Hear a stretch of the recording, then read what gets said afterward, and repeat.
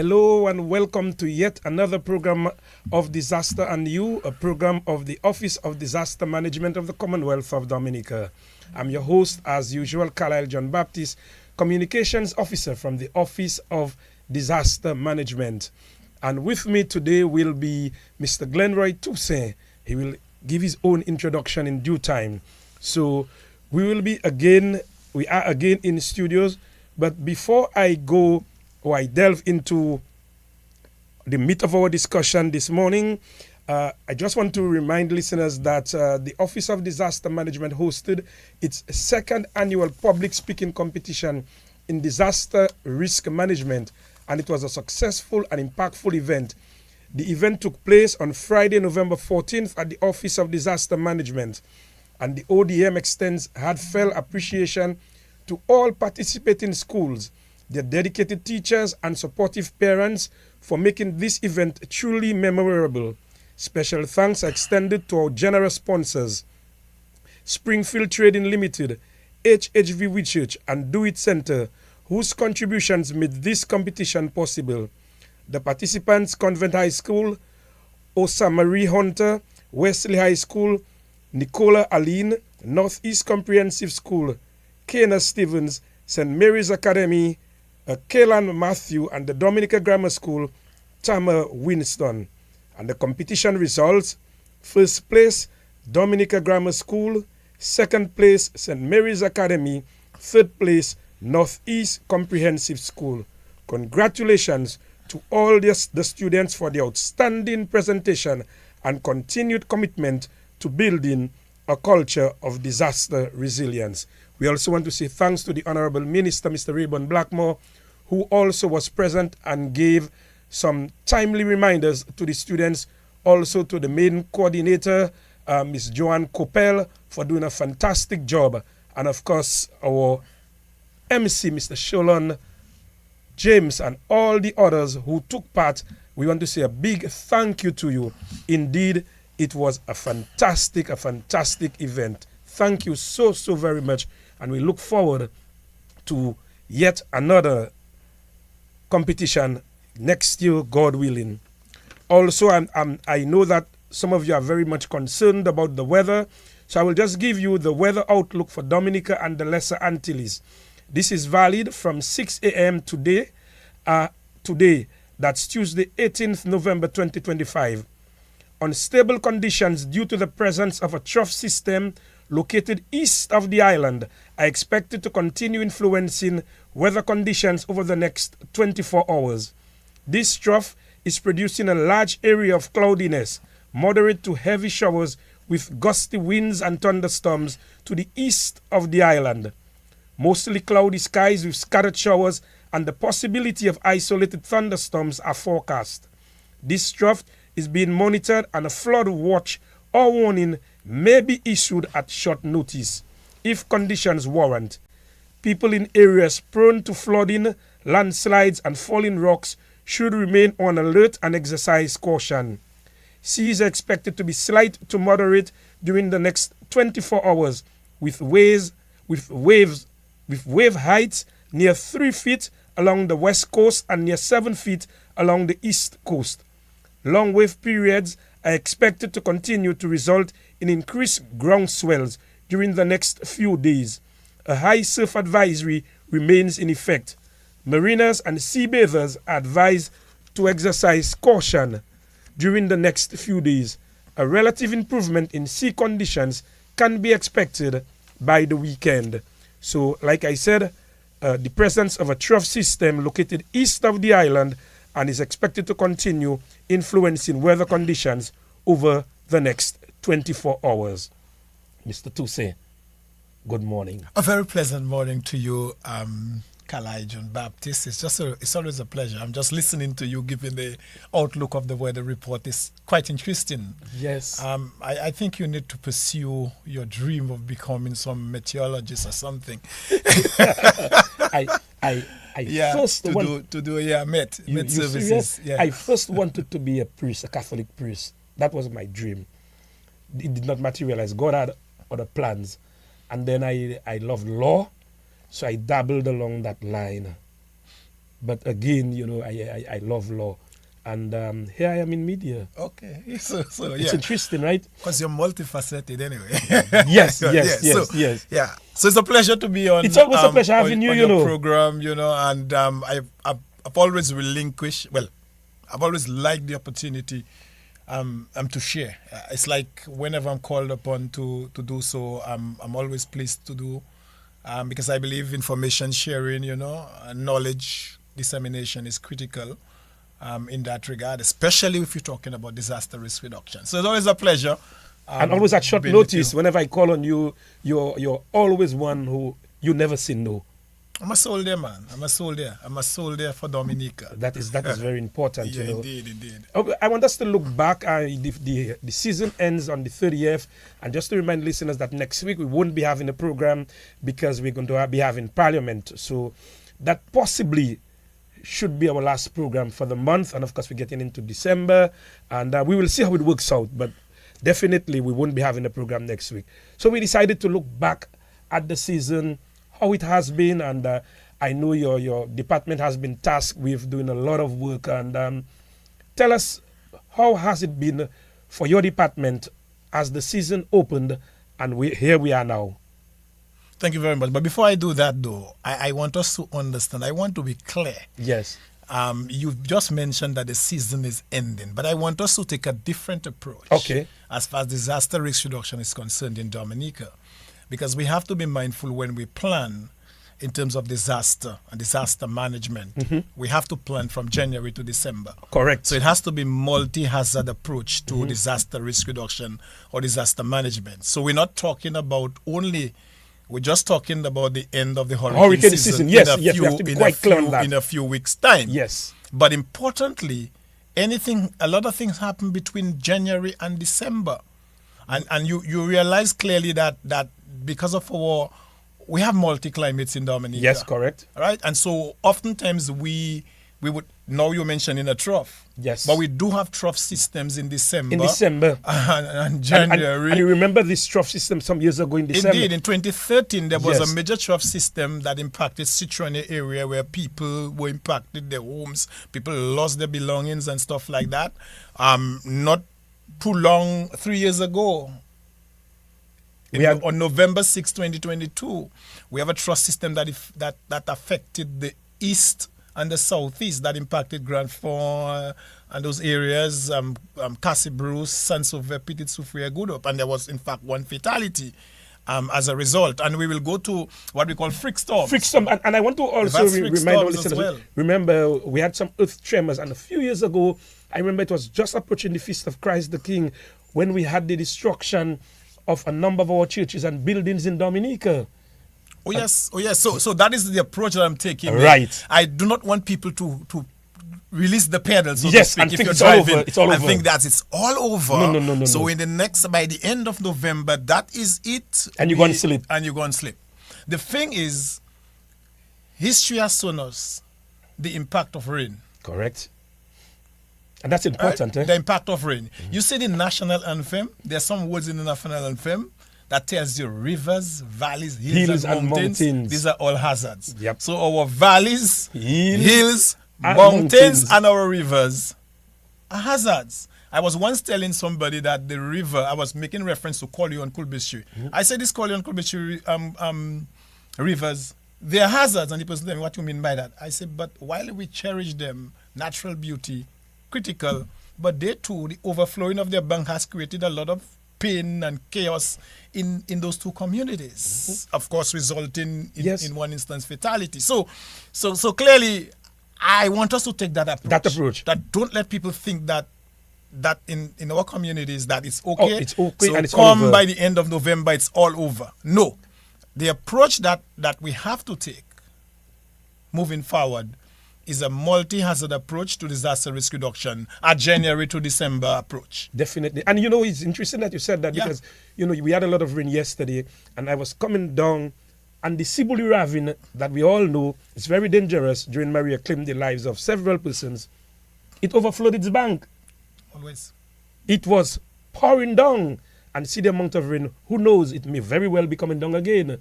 So again, people in that area like Marchand's Bar, and we always tell people, be on alert. Heavy rains, you just never know. So I totally agree with you. Oh yes, that's the approach I think I wanted to clarify that Yes. before I go into the details as to how it has been and everything. So we're on the same of that wavelength nature. now. Yes, indeed. Wonderful. And I hope that the entire population is on that wavelength. With us. When we talk about disaster risk reduction, it's January to December, Correct. as opposed to June to November. Ou ka tan sa janvier pour décembre. Ouais, janvier pour décembre. Pas l'oublier ça. Yeah. So quite interesting.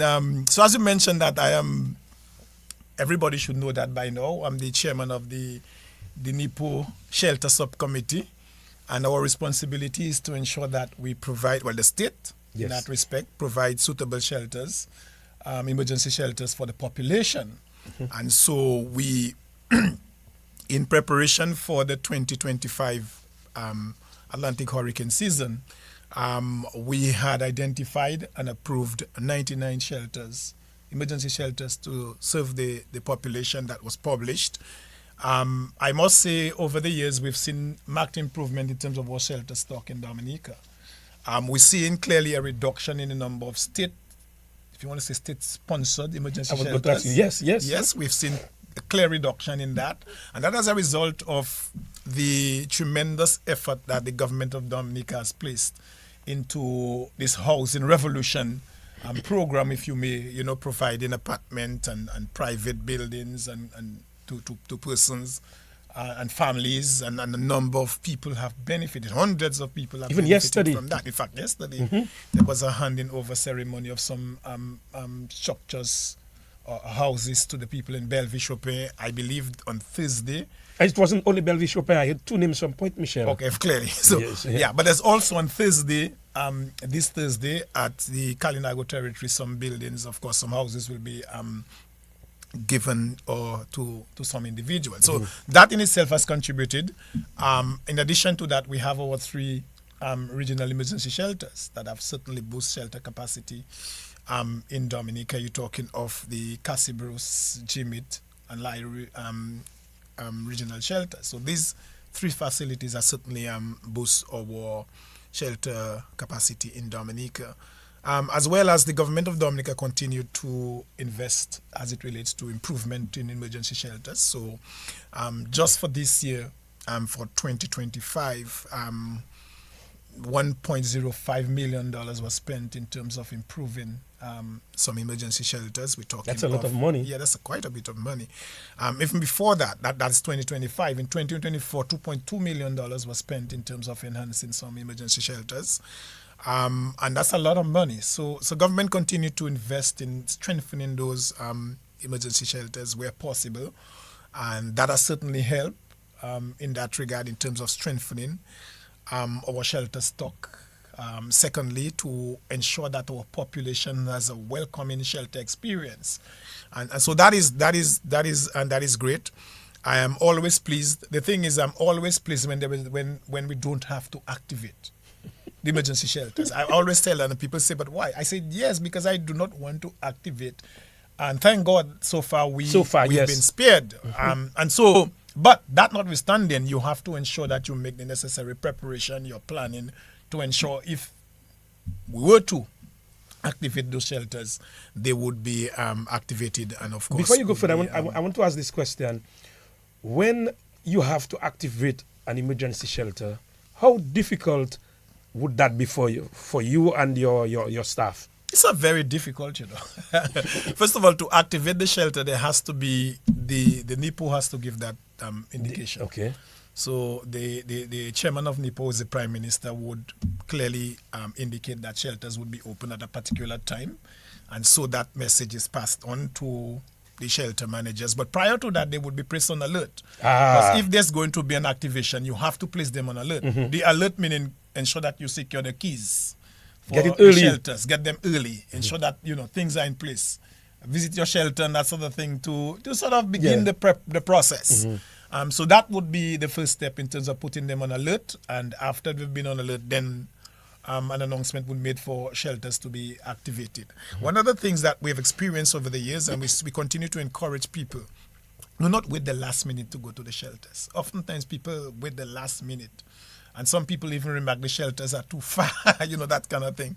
So we're encouraging people. Once once we activate the shelter, the very moment it's activated, people should come in. I keep asking myself, and last week I asked the question of the Prime Minister, if he thinks that it is time that government decide to legislate mandatory evacuation.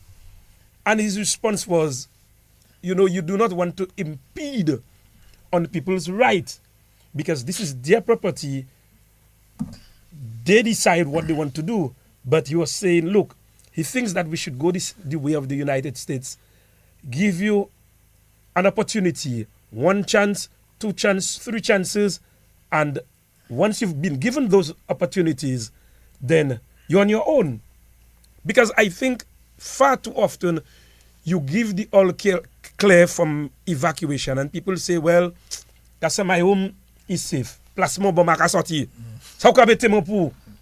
And when things get hot, they call the fire office, they call the police department. At that time, they cannot help you. Yeah. So that's why, Carlisle, it's important that we continue to educate our people. And I cannot share the same sentiment with the Honorable Prime Minister. But you have to educate our people and to allow them to understand. And that is why I often mention it. The last time I was on the program with you, I mentioned I am spreading my little approach. Yes. 4th year of responsibility as far as disaster risk reduction is concerned. Yes. The individual, and that's why I'm saying, that's why we have to continue to educate our people. The individual has that responsibility. You as an individual have that responsibility for your safety. And so you have to make that determination.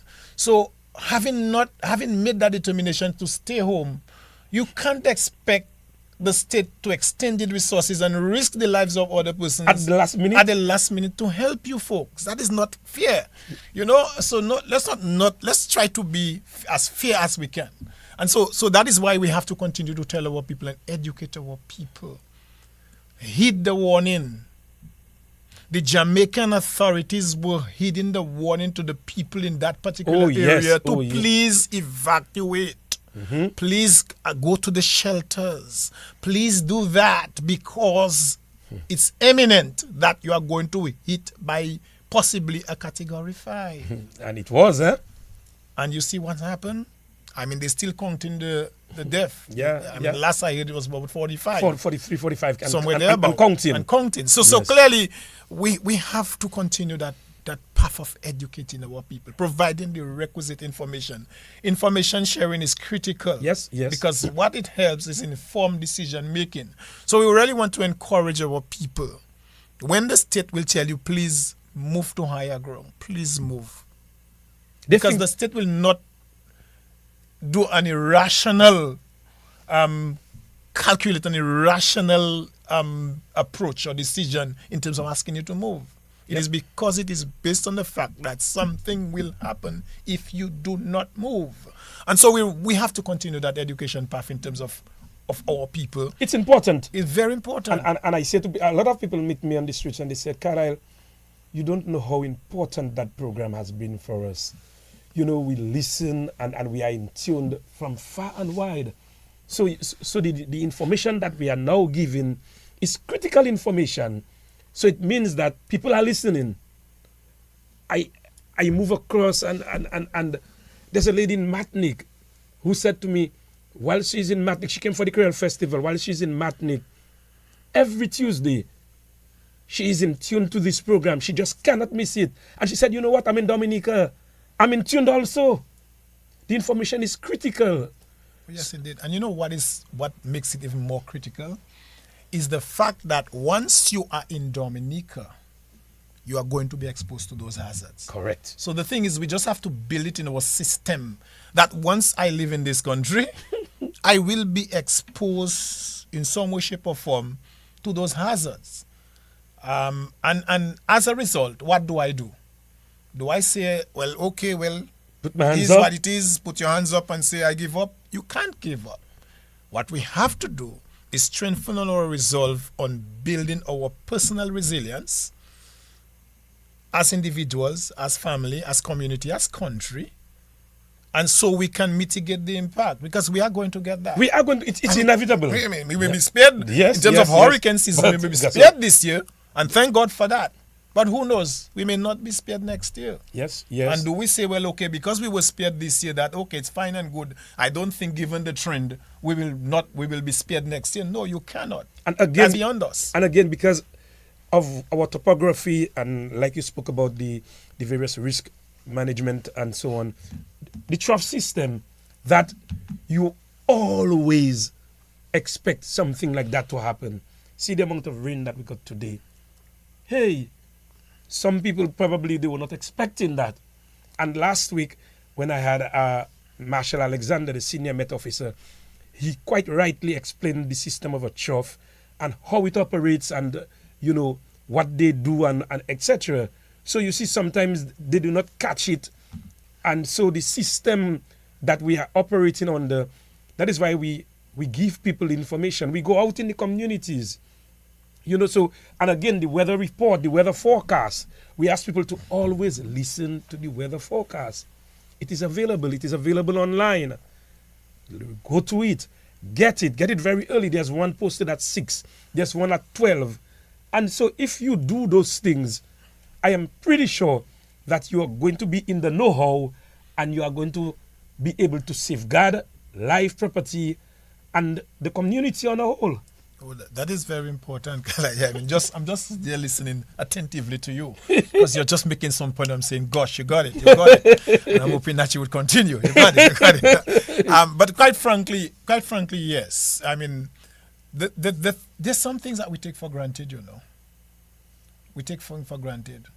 And I think, and that's just my personal view, we take the mercies of God for granted. And we ought not to. And we should not.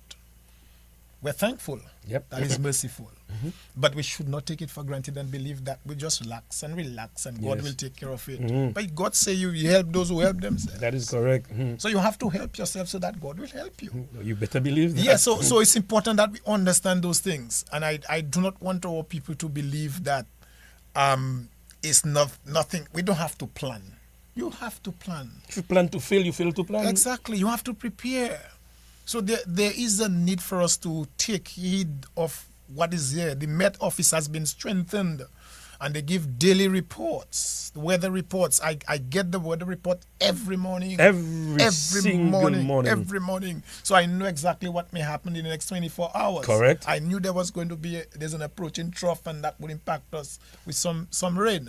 So it's important that you understand that. So you, having gotten that information from the weather report, you can make a more informed decision as to, I don't think I can traverse my garden. I don't think I can go to the farm. Not today. Or I don't think I want to go close to the river or that ravine. That sort of thing. It helps in terms of the decision that you make. And so I believe people need to take it very seriously. And the programs such as this one also help our people to understand. And I really need to applaud the Office of Disaster Management for coming up with this program. Like, this is a very important information, knowledge sharing program that seeks to provide the requisite information to our population. And I think that in itself is very important. So people, we are giving you the information, but when we do, we expect you to act. So do not act on the basis that the hurricane season will end in the next few days. Yes. And that is it for us. No. I am saying that if we do our preparation for a multi-hazard approach, January to December. So anything that happens between January and December, we are prepared. We are prepared. And listen, while we may, and listen to that very importantly, Carlisle, while we may be ending the hurricane season, you may enter the trough. Right? We have had to shelter people who have been impacted by the trough, that the system that occurred in 3 years ago in the east and southeast. That is correct. You know, we may have to take in people in shelter who may be fire victims. You know, that sort of thing. You know, so I'm just allowing us to understand how much it is that it's not just a hurricane season at June to November. Yes. And it's even simple, the June to November, because we know we have serious reports being given to us about if an impending storm, the location of the storm, the intensity, and all of those things. We get those information as they go along. Yes. Yes, yes. A trough just, yes, we'll not serious rain will occur, but within 12 hours steady rain, you know what happens? Can happen to many communities. Let me tell you that. Okay, so it can cause a lot of destruction. So we have to continue to allow our people to understand that it's everybody's business. I like the city tourism is everybody's business. Yes. Yeah. But they also say when the rain falls, it falls on everybody's house. Excellent. So it's everybody's business. Everybody's business. And it's not only your business because someone is forcing it to be your business, you know. It is your business because it's going to impact you. It will impact you. It's going to impact you. So if it's going to impact you, then it becomes your business and it becomes your responsibility to do what is necessary for your own security, your safety, and your well-being, yep, so to speak. It's a funny world there when you think of those hazards and then people say, well, why? I remember we were doing an outreach program in a certain community, and when we knocked the door, there's a gentleman who came out. You know, he said, well, I'm aware of that, you know, but you know what? I don't live in Dominica. So I am there, you know. I come down, hear him. I come down during this hurricane season. I just come down to relax.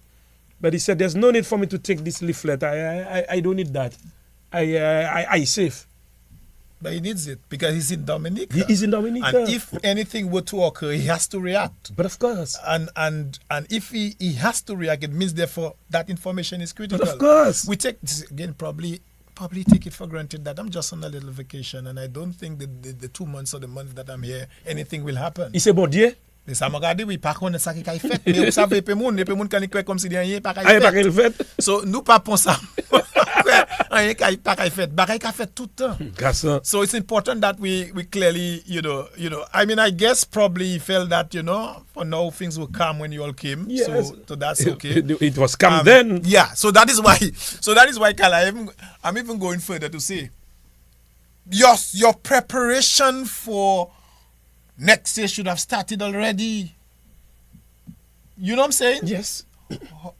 You know, and the thing about it is, if we are doing, the thing is, if you're preparing for an exam. Exactly. Yes. If you are preparing for an exam, right? You want to beat the exam. You study, you simulate. There's a little simulation, yes, you know. Yes. So you make somebody quiz you, you simulate, you put yourself into the examiner's head and say, these are the kind of questions you expect them to give.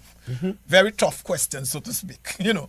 And you program yourself, you prepare yourself. Now, if you do not study, or if you do not rehearse, or if you do not go back to what you were taught during your class sessions or during your online sessions, if you don't prepare, what's going to happen to you? You're going to fail. Of course, man, you will get a big F. You're going to fail, if that is the word. A big F, you know.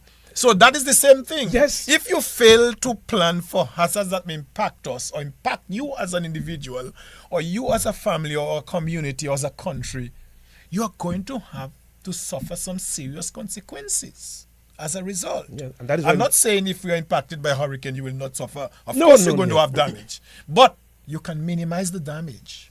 You know what I'm saying? Yeah, and that is why we keep saying to people, and you quite rightly said it, preparation starts at an early stage. And like you said, start to prepare for next year. Get these different things that you need to put in place. And we always tell people the emergency kit checklist. Very, very important.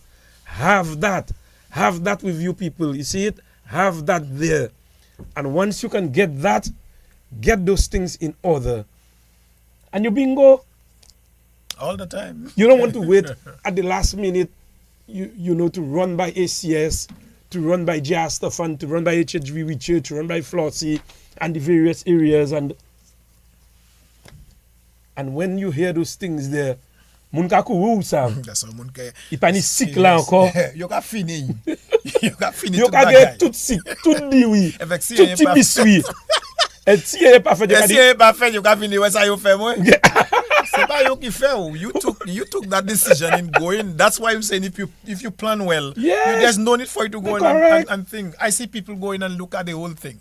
Frozen. frozen stuff. I mean, I'm not saying you shouldn't get it, but if there's going to be the possibility of you're going to be hit by a system and no electricity, why are you going to do your stuff, frozen stuff? Ça quoi faire back on it. Ça quoi faire back on it, ça quoi faire wings, ça quoi faire drumstick, ça quoi faire fries. Ou que pas fumé. Ou d'être que pas fumé. Oh, ça pas fumé, c'est là bon. Ça pas fumé, oui. Pas fumé là bon. Pas fumé là bon. Vient pas fumé. Oui, so importantly, we have to. Really, it's important, Carlisle, we plan. It's important that you plan, you prepare, you do what is necessary. So it becomes, and this is the thing, I said one time, you know what we need to do? It's going to be challenging, but we need to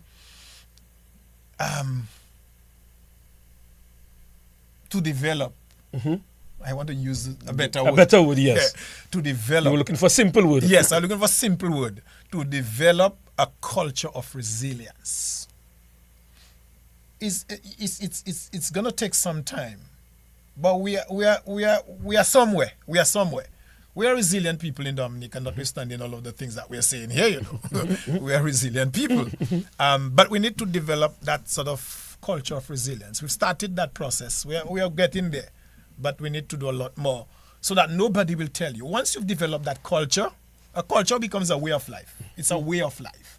Once you've developed that culture of resilience, you don't have to tell anybody to prepare an individual plan. They know that, and they do it. You don't have to tell anybody that to look at your drains or your yards or any overhanging trees, your roof and stuff like that. It becomes part of their daily life. Mm-hmm. So that's the kind of culture that we need to develop. Or we need to harness. I want to use a big word. Harness a culture. Oui, gomo. A chubby di mola qui important. C'est vrai. Professor, it's necessary that we develop that sort of culture of resilience so that nobody tells you that you have to do X and Y and Z. You just know you have to do it. Nobody tells us, for example, I'll give you Independence celebration. Nobody tells us that when Independence celebration is coming, we just know it's coming and we know what we have to do. Don't we? Yes, but of course. Exactly. We know what we have to do. Nobody tells us, well, it's coming and you have to do. No, everybody know they have to get their little mattress. Yes, Make their little outfits. Everybody know they have to get their kalalu. Why do we eat kalalu and crabaks and all of those things during that time? So nobody tells you because it is a culture. Noël ka vini. Well, no, person ka di mo Noël. Baka den Carol ka commencé. Mo ka fait Carol, mo ka fait nice Christmas song. J'ai des sorties d'affaires Noël ka. Moi jamais été au mon là où ça. Ou gatan ça. Have a fruit cake. So people, that is the kind of thing I'm talking about when I speak about the culture of resilience, of culture of resilience in terms of climatic conditions. So we do that. So once we've developed that, then it makes it easier. All we have to do, Carlisle, you just come and tell the people, don't forget. That's all. And we are there and we know that you have prepared. We don't say you should prepare. The word we would be using is that we know you are prepared. We know you are prepared. Yeah, we know you are prepared, and you just continue and things of that nature. And preparation is never too much, eh? No, at all. I think I've told people, it's better you over-prepared for any particular occasion than to be under-prepared. You know what I'm saying? Over-prepared, you can make the adjustment. Boy, I went the extra mile. That's cool. But when you are under-prepared or you're not properly prepared, you are exposing yourself to a greater impact. You're quite right, because when I was a FIFA referee, I was super fit. And at one time, my assessor said that I was always in the area. I was just fit and, so that necessitated that I was always there making the right call. Always. Is that your by way of your right call? Is that your supervisor who said that? Or yes. Is it the fraternity or football fraternity that said you always made the right call? Well, they all said that. The supervisor said that, and okay. Because you see, you fit. I prepared. I remember going. I got your point. Yeah, I was going to Guyana to referee a game, and then the game ended up in overtime, and then I refereed for 120 plus minutes. And I said, wow, if I was not prepared, then with me was Neron Williams and John Durant, those three Dominicans. And we were fit, but we were prepared. We knew. And we officiated at the National Stadium in Guyana, and at that high level intensity. So I'm saying this to say that if you do not make prior preparation, how are you going to be able to be there to make the right decision, to make the right call? So if you do not prepare for what is to come, you do not prepare for the exam, how are you going to... Preparation is key. We always say that preparation is key. When you build in a house, don't you prepare? Of course you do. You have to do a plan. You have to do some excavation if necessary. The plan has to be approved. You have to be approved. You have to ensure that you secure the funds. Okay, all of those things. Preparation. So we're using those analogies so people can understand where we are going. And those are simple analogies. It is. It just say that, just be prepared. Just be prepared. And a plan is important, and that's all we telling our people, It's important that you prepare. And I said that earlier on. Once you're in Dominica, you're exposed to those hazards. Depuis ou en Dominique, c'est ça. Espèce c'est ça. Depuis ou en Dominique, espèce c'est ça. Once you're in Dominica, we expect those things. So I don't know why people find it surprising when we're exposed to those hazards. You check your weather. But ça que fait nous tout le temps. Il y a ni mauvais temps. Il y a ni mauvais temps. Ni bon temps, ni mauvais temps. Right, c'est ni bon temps, ni mauvais temps. Il y a ni mauvais temps. Wait, so and we should not be surprised because we have been impacted all of those years. It's not the first hurricane that we have seen. I experienced Hurricane David. I'm also Hurricane Gilbert, yes, Hurricane Aline. That's correct. Mm-hmm. And once I'm alive, nobody's old, sir. You are senior but not old. Où là où tu vieux? What créole ça là? Créole son qualité baga. Il bon ça. Mais créole là où tu mon vieux. Comme si ou bon pour jeter. Pour jeter. Vieux c'est là où qu'a jeter. So people are just advanced in age. Yes. Senior. Yeah. Mais moun pas vieux. Vieux c'est ça moun ka jeter. So ou pas vieux. OK. Parce que si ou t'es vieux ou t'es pour jeter. Et juste bagay qui vieux moun pas vle jeter yo. So you pas hit vieux battery. Exactly. So that is why we have to clearly understand. I want to make it clear here. Once we're in Dominica, things will happen. We will get exposed to those things. And we cannot just simply say, yes, we'll get exposed to it, and that is it. No. You have to make the concerted effort in terms of your preparation, in terms of your planning at the individual level, the family level, the community level, and at the national level or this country level or the state level or the government level, if you want to put it that way. And that is why a NIPO structure is so established, with several subcommittees. Yes. What is the structure like of NIPO? Subcommittees, you have the executive that is headed by the Honorable Prime Minister, and the deputy is the Minister responsibility for disaster management. Mr. Blackmore, yes. And then you have the other ministers, you have the permanent secretaries, and then you have subcommittees. Right? Several subcommittees, I believe, is at 8 or 9 of those that looks at specific areas. So the committee that I'm heading is shelter. My specific area is to 1, identify suitable buildings, 2, identify personnel to serve shelter management, personnel in those shelters. The third thing is to provide the requisite capacity building and training for those shelter management personnel. And fourthly, supplies for those emergency shelters. So quietly, that's the responsibility. And then you have other subcommittees that looks at relief distribution, your committees that looks at telecommunication, you have the environment, you have public works. So you have a number of those subcommittees that looks at specific areas, all in an effort of the state to respond. Similarly, I would want to think at the community level, there is that sort of approach as well. And at the individual and family level, that approach should be there as well. And so you see how planning is important for all stages. Those committees work hand in hand with the fire officials, with the police, because you would have the police and the fire officials, the hospital officials, etc., the doctors, nurses on various subcommittees, because they would also form a pivotal role in dissemination of information.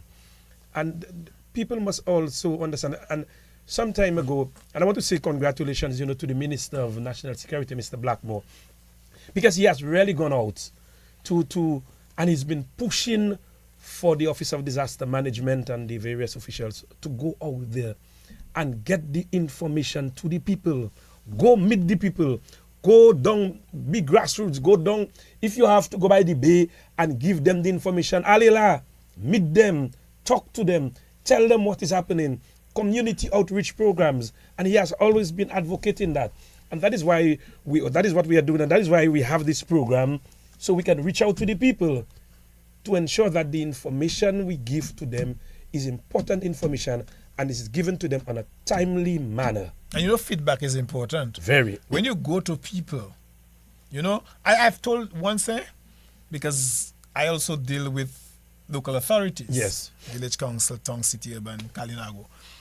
I always tell people, I used to tell my officers, the best way to get the current affairs of a community is in a rum shop. I guess so. It's a low cotton bag. In a rum shop, that's the best.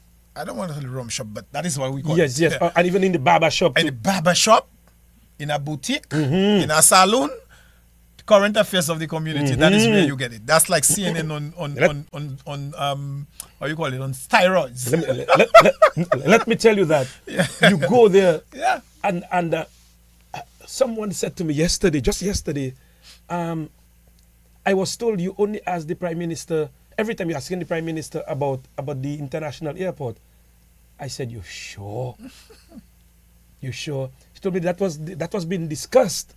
And I was the focal point of discussion. We read that press conference, and they said that was the question that I asked. I said, you are wrong, darling. So, Ukatan. Yeah. Same thing I'm saying. You can discuss same way. Yeah. So you have to go. Feedback is important, and that is where you can get a lot of critical information, you know. But if you just throw a thing on WhatsApp or throw a thing on DBS, please be informed, blah, blah, blah. Sometimes people hardly get it. Some people do, some may not. So you have to, when you go out there, you actually in the middle. You're in the boyoko, you got it. In the bus stop, on the bus also, when people drive in. Yeah, man. Oh, yes, man.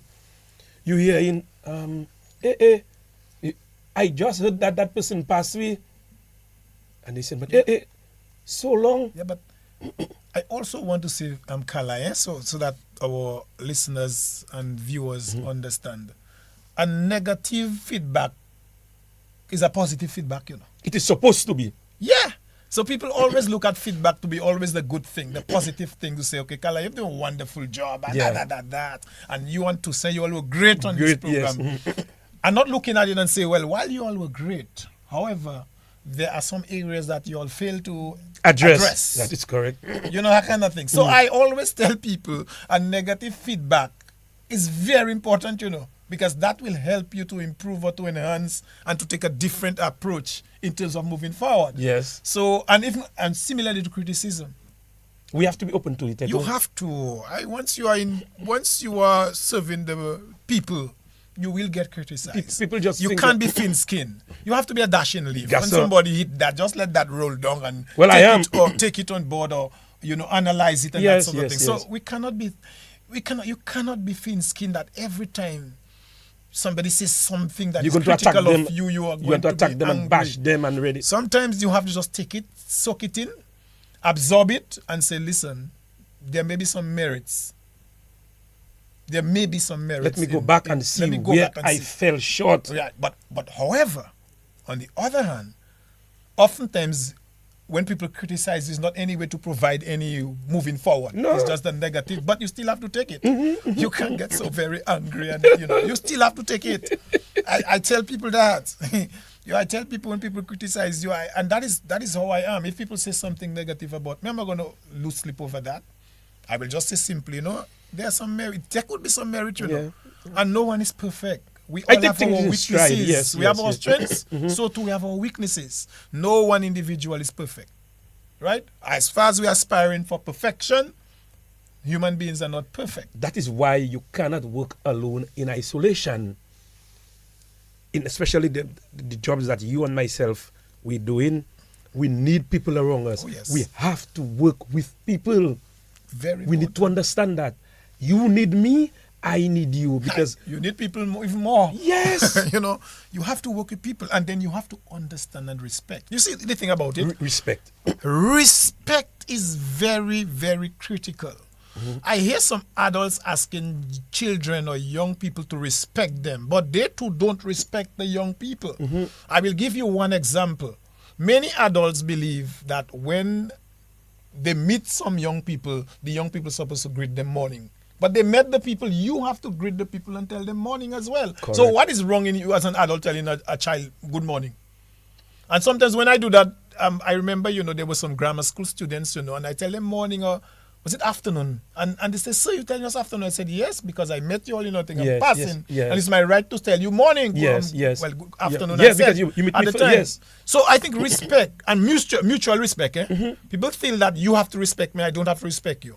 It goes We both have ways. to respect each other. It goes both ways. And we have to respect each other's Opinions. Folks, we may not agree. We have to agree to disagree. But at the end of the day, you cannot want to bash me because that's my opinion. Yep. That's what I believe in. And you have to respect it as much as you may disagree with it. Yeah, But you yes. have to respect it. And this is the difficulty that we have. Oftentimes people want people to respect them and they're not respecting the people as Because well. what they say is gospel. What they say is gospel. I told you, this is it. But hello. We have to be grounded. You see, I tell people, don't let anything go up your head. Local parents say, "Mun ka fe bagay mute tet Mute tet yo." yo." Do not let a position allow you to mute tet you. Yeah, just be humble, be grounded, and just be nice and courteous and things. Don't let a position. Mo ka le fe position local government commissioner mute tet mwen. E le mwen moun mo kopa we zon gade moun konsini mo plus ki yo. Pull up le moun la. Mo plus ki yo. If you do that, But there's one day that the position will go. if you do that, I will retire one day, which is soon. I will retire. And when you retire, what's going to happen to you now? It's what you do while you were in service to people that people are going to come back and say, to say, look at little thing, to say, look at that. To say, I remember you, this and remember that. you. Me leo fe kopa wezo. Okagade mun come see the upliski you. No, that's not what it's supposed to be. Do not let, and too often people let position go in their head and believing that they forget the friends that they raised with, they grew up with. they grew up together. They forget these people because and they forget them. and they take another kind of Yes. lifestyle. No. Wherever wale grammar school or some Oui. actuellement ou se go dis ou se go avocat. Yeah, ou ka gade mo kalte men yeah. Et puis Tout ça. si mon pour venir mon pour wete la comme un éditeur puis ou se avocat hello. I will tell you something, One of my staff tell me, but if Mr. To say, you don't make appointment, got someone can even in the pot. And once the person, am I going to tell the person, make an appointment to come? No, man. I will see you because the fact is, once you've made that effort, can you imagine somebody leaving and paying a bus $10, $12 to come to have a discussion with me, and because they did not make an appointment and paying by big boat, you're saying you have to make an appointment? To me, that's not making any sense. And that meeting can very well change that person's life, But of course, because that's why they make the effort to come to talk to you, because they believe that you can have you can intervene in the matter. Yes. You can bring some resolution to their concerns or their problems. So I think that is important. We're saying those things, Because we're talking so much there, we're talking on all kind of things, psychology, all kind of thing of life. Because we're giving people that information. Why are we talking about disaster risk reduction and because disaster that is very management? important. It is. And the thing that we often forget, and I want before we end to really touch on it, is psychosocial support. Yes, that's We very think important. of the physical support. So we think of if you are impacted and your house is damaged, to fix the house and all of the thing. But we forget the psychosocial. The person go through an experience, and you have to allow them to live through the experience. Yeah, that's crucial, Yeah, man. Psychosocial people, there are still people when it all now is raining, the anxiety. The anxiety, because the of what trembling, happened, the Erica, fear. Tropical Storm Erica, and Hurricane Maria, and the trough that oftentimes occur. So people have that fear. And so we have to build within our system that sort of psychosocial support that many people don't see important, but it's important. That's people's mental well-being. That's people's mental health. That's people's mental state. Well, my brother, You know what anxiety can do? My brother, anxiety. Anxiety is real and it's serious, You know, you never hear people got panic attack. That happens. Why you think when you just look at it? Because of Maria, once people hear the system is north of Dominica, east of Dominica. Oh, Lord have mercy. Lord have mercy. You can do Dominica People call. start to call. Dominica again. Yeah, and people starting to call. Let us pray. Yeah. And you come and say, I'm Right. a play. People. And then you're having all sorts of programs. Tout temps, you pass eating about you have. Tout temps. But they're starting to panic. You have to pray every day. Yes. You have to pray every day. But it's not nothing bad. No. I mean, Prayer is never because- too much. That's correct. So let's not give the impression that because even if they had forgotten a little prayer the day Yeah. before the hurricane or before the system approaching, they don't it now. That's all fine. Yeah, that's all fine. But I'm saying that importantly, we have to understand as a people, I'm saying, as a people, we have to understand that the psychosocial support. And the thing is, we have to place a lot more emphasis on being empathetic. Some of us are not. Unfortunately. Yes, we're not. For example, I mean, it's not strange, it's still within our context. Yes. People will come and tell you, somebody just have an emergency. There is a unfortunate death in the family. And somebody calls and tell you, take it easy. I mean, just tell somebody, take it easy. That's the way you empathizing. You still empathizing, you tell them, take it easy. You've not been through what the person and you can never go through and you will what unless you've been through it. You will never. So just tell the person, I understand. Yeah. I understand your pain. That's better than saying, take it easy. Take it easy. What? At that stage, you tell me, take it easy. I understand your pain. But there's a God above who will guide you through that process. And will heal you. As time goes. This is better than telling people take it easy. I know it's hard, but you cannot kill yourself. Hello. Toussaint has gone already, and that's not the thing it's supposed to be. That's what you're saying. You're creating more harm than good to the person. Toussaint has gone already, so you have to move on. Yeah. How can you come with that sort of thing at that stage? Tell me how I'm moving on. And our people, importantly too, I know we have a lot of people like to use the thing. Dangerous. Folks, it's a dangerous thing. An accident occur, and then you have that people have that live and stuff like that, and the family has not even seen that. I mean, come on, folks, we have to do better than that. There's a fire, and they already filmed that and send that out, and I'm like, oh my God, think, bro. Fire, and even sometimes even before the fire truck arrives, that is all over the world on social media. And they don't care. It's impact. It's having, and then you hear that, like for example, just last week, a week before last, when this teacher, this very good friend of mine, died suddenly there, and you hear all kind of things. I'm like, people, students are involved, families are involved, the Ministry of Education, they are involved. I mean, give it a break, please. Give it a break. When I was shown the picture of this beautiful lady, I said no. And I have to swallow because I said no. Because I know personally, we traveled together on credit union business. We were in Montserrat, and I remembered in Montserrat there was this tropical storm, and then there was this hurricane, and we had to stay an extra day in Montserrat because we traveled via the sea to get to Antigua. And she was part of that entire group, an OECS summit. And then when I went on my profile, I'm seeing her there with this big bubbly smile, always. And to the family, I say sympathies, and to the school, because trust me, those things are very, very important, because people need to understand that you do not just go and just take a phone. And I mean, this cell phone is good, but it's dangerous. It can cause a lot of harm. It can cause a lot. I don't think it's the phone that is dangerous. The manner it is used. Oh, well, the manner it is used. Because you see, a storm, even when the sea is raging, you see the amount of pictures and people, the ravine is coming down. Ukaniwe Portway. And people, Gadesa. Sometimes it can be scary. I mean, you're looking at the thing live and you're saying, wow. And you're saying, I hope, boy. God, no one is impacted or no one is there. Yeah. So I mean, it's we are looking at varying degrees of discussion here, and this is all because it's disaster management. It is disaster management, Yes, and it is real. It's real. And It's impacting us. Yeah, it is. So our people must understand that and be a little more empathetic to other individuals' concerns and problems and things of that nature.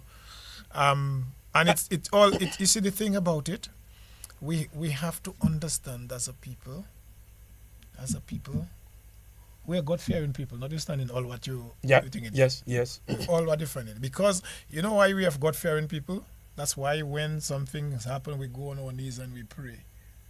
Because we're God-fearing. We know that if we don't seek deliverance, something will happen to us. Correct. So that's why we fear God.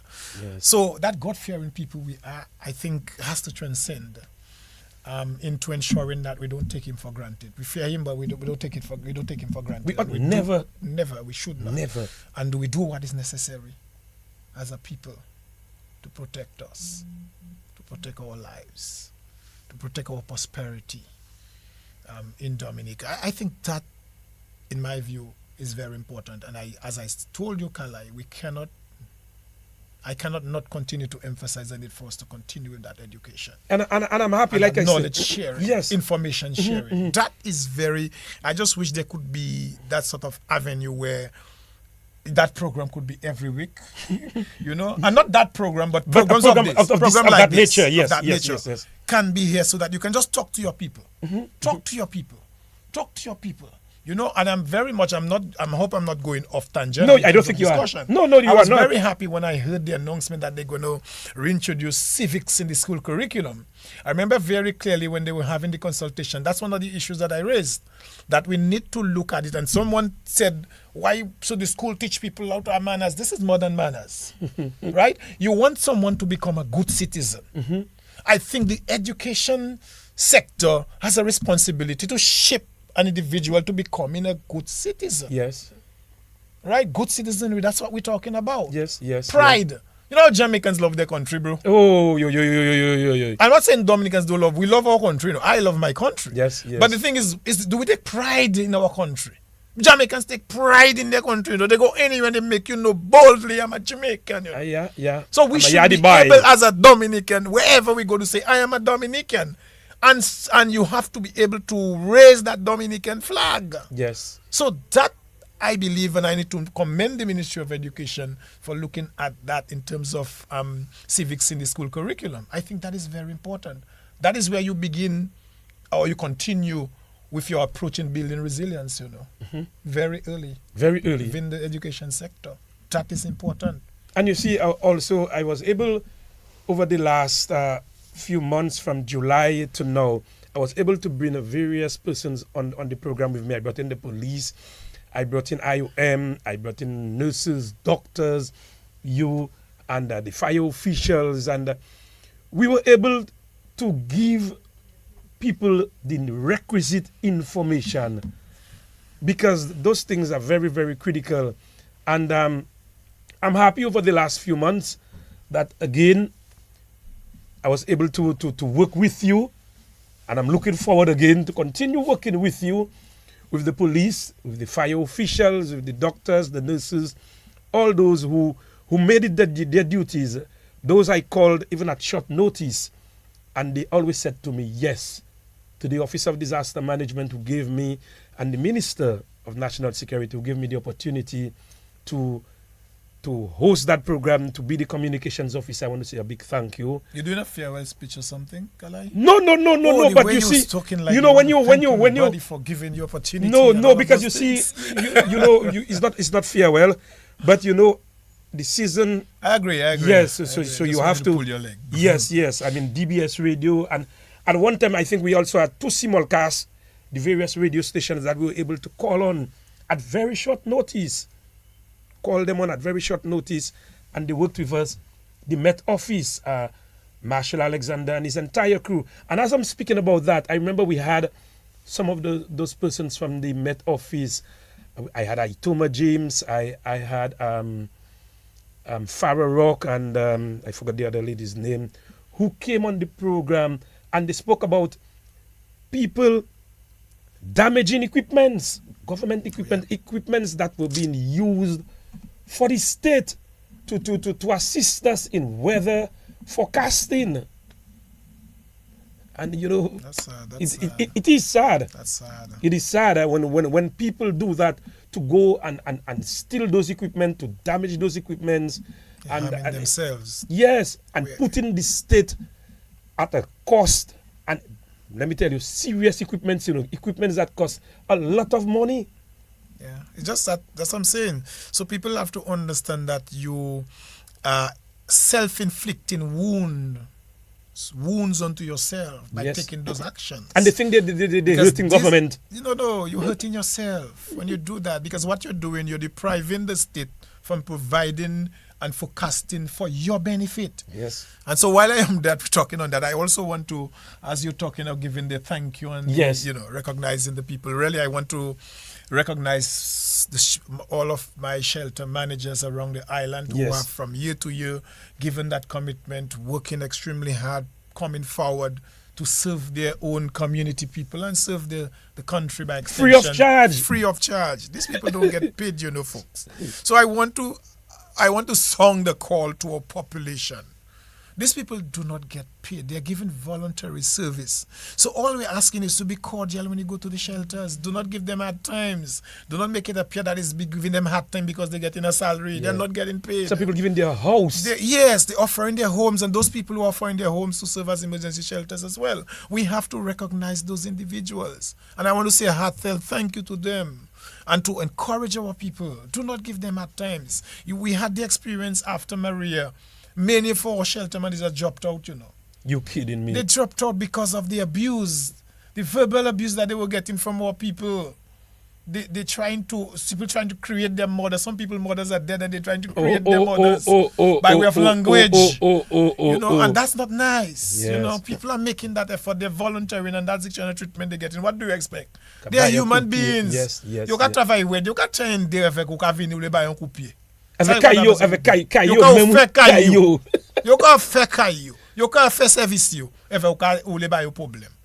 This is sad. This is not nice. So please, people, let's be a kind and gentler nation. We are better than that in Dominica, and I think we need to show that. We need to show that seriously. That let us just give them the support. We need to be supportive. That is it. Or a little more supportive. A little more supportive. We're not supportive, Yes. But we need to be a little more supportive of the efforts that are being made for the safety, security of the citizenry in Dominica. I think that is very important to me, and we need to give people their flowers while they're alive.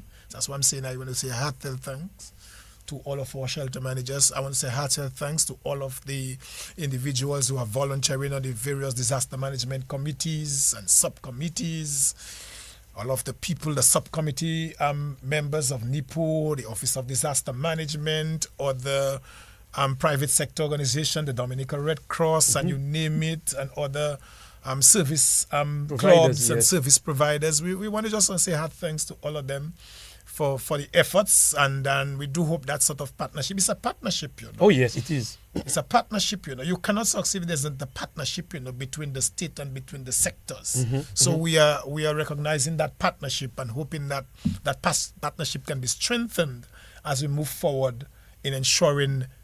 Don't forget, there is an ultimate goal, of becoming the first climate resilient nation in the world. Correct. And so we have to build that partnership. We have to strengthen those partnerships in ensuring that we become this first climate resilient country in the world.